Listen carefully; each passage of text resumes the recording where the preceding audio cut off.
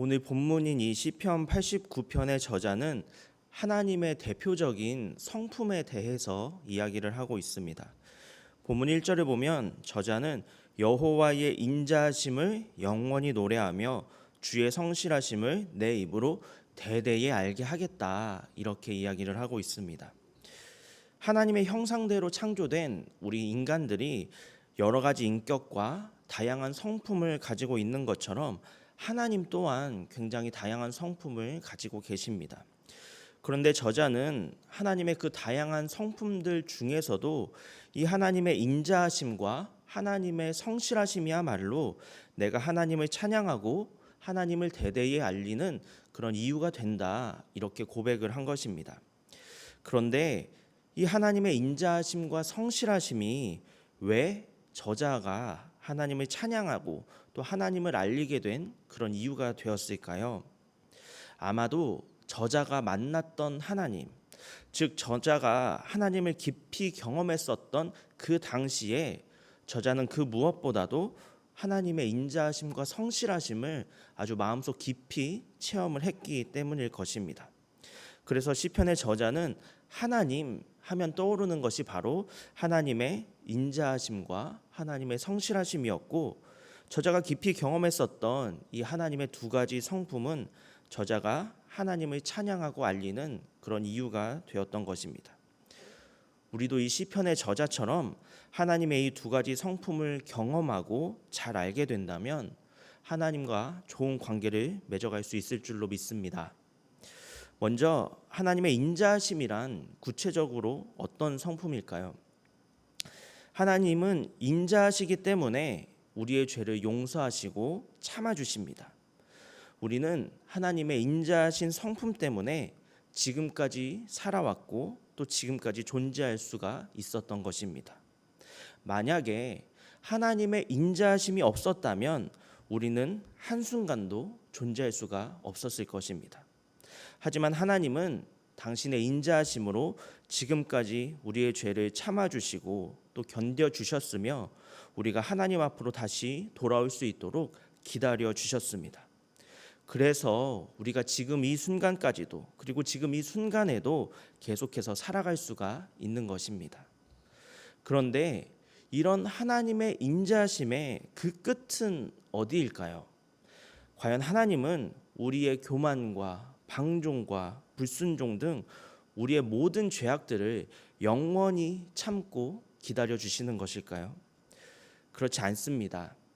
우리가 하나님의 인자하신 그 성품을 이용해서 죄를 짓는 수단으로 사용하게 된다면 하나님은 결코 그 죄를 참지 않으십니다. 즉, 우리가 모르고 죄를 지을 때에는 하나님의 인자하신 그 성품으로 그 죄를 참아주시고 용서하시고 기다려주시지만 우리가 하나님을 만나고 난 이후에도 그 하나님의 인자하신 성품을 이용해서 죄의 길을 계속해서 걸어간다면 하나님은 결코 참지 않으신다는 것입니다. 오늘 본문은 아니지만 시편 89편 38절부터 40절을 보면 이렇게 기록이 되어 있습니다. 그러나 주께서 주의 기름 부음 받은 자에게 노하사 물리치셔서 버리셨으며 주의 종의 언약을 미워하사 그의 관을 땅에 던져 욕되게 하셨으며 그의 모든 울타리를 파괴하시며 그 요새를 무너뜨리셨다.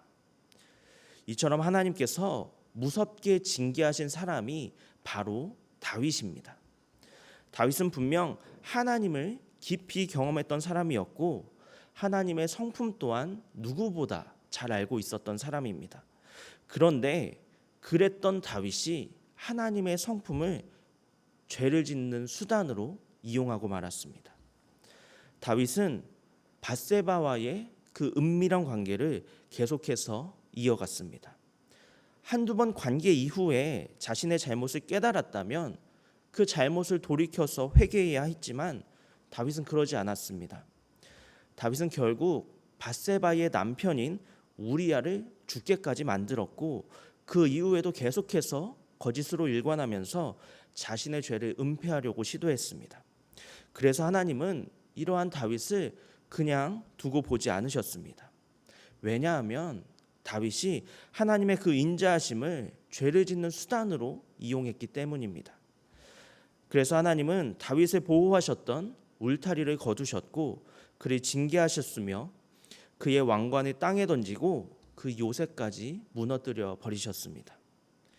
이처럼 우리가 하나님의 인자하신 그 성품을 이해할 때에는 하나님의 인자하심이 우리의 모든 죄를 언제까지나 덮어주지는 않는다는 그 사실을 기억할 필요가 있습니다.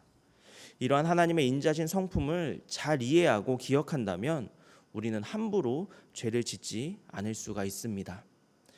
또한 하나님의 인자하심은 우리가 깨닫고 돌이키기만 한다면 언제든지 받아주시는 하나님의 사랑입니다. 다윗이 자신의 죄를 깨닫고 하나님 앞에 눈물로 회개했을 때 하나님은 다윗의 죄를 용서해 주셨습니다. 이처럼 하나님의 인자하심을 깊이 깨달아서 죄의 길로 걸어가는 것이 아니라 깨닫고 돌이켜서 주님의 품으로 돌아오시는 저와 여러분이 되시기를 바랍니다. 두 번째로 저자는 하나님의 성실하심을 이렇게 노래하고 있습니다. 8절과 9절 말씀입니다. 여호와 만군의 하나님이여 주와 같이 능력 있는 이가 누구리이까? 여호와여 주의 성실하심이 주를 둘렀나이다.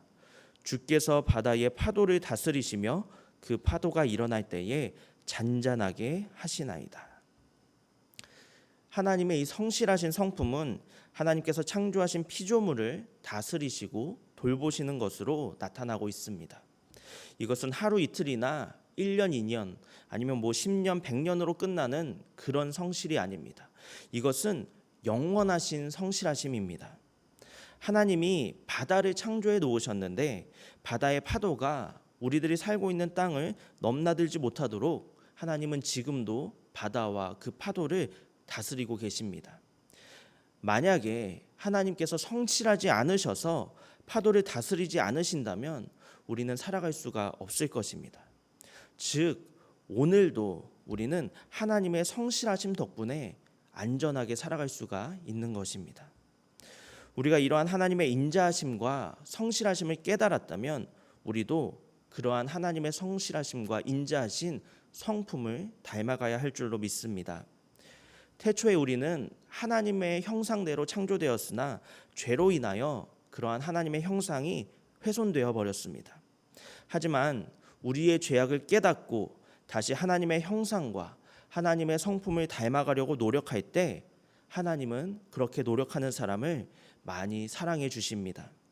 하나님의 성품을 닮아가려고 노력할 때 하나님의 인자하심을 닮아서 이웃을 내 몸과 같이 사랑하고 용서하는 그런 사람을 사랑해 주시고 하나님의 성실하심을 닮아서 날마다 하나님 앞에 엎드리고 하나님께 나아가며 성실함을 보여주는 그런 사람을 사랑해 주시는 것입니다. 그러므로 사랑하는 성도 여러분, 인자하시고 성실하신 하나님의 성품이 저와 여러분의 성품이 되기를 바랍니다. 그러면 하나님은 더없이 우리를 사랑하시고 하나님의 공의와 사랑으로 우리를 돌보아 주실 것입니다. 그런 귀한 은혜를 받아서 누리시는 오늘 하루의 삶이 되시기를 바랍니다. 함께 기도하겠습니다. 살아계신 하나님, 인자하신 성품으로 우리의 죄를 참아주시고 용서하시며 성실하신 성품으로 언제나 우리와 함께 하시고 우리의 삶을 인도하심에 감사드립니다.